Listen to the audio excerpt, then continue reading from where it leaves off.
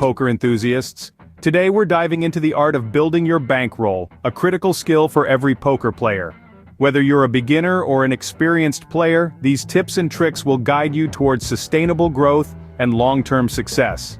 First and foremost, understanding bankroll management is key. It's not just about how much you win. It's about playing within your means and making strategic decisions to protect and grow your funds. Tip number 1, start smart. Begin with a bankroll that's separate from your everyday finances. This isn't just money you can afford to lose, it's your investment into becoming a profitable poker player. Tip number 2, choose your battles. Play at stakes where you can afford to sit down with at least 20 to 30 buy-ins. This buffer helps you withstand the natural variance in poker without going bust. Tip number 3, embrace risk management. Avoid the temptation to jump into higher stakes after a big win. Gradual progression is the name of the game.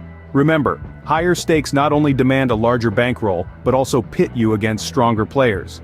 Tip number 4, maximize opportunities. Keep an eye out for bonuses, promotions, and lower-rake games. These can significantly boost your bankroll with less risk involved. Tip number 5, learn and adapt.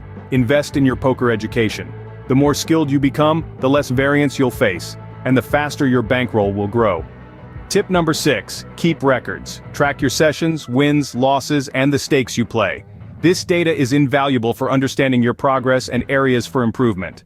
Finally, patience is your best friend.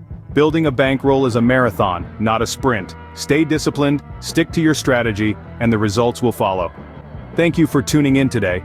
Apply these strategies to your game and watch your bankroll reach new heights.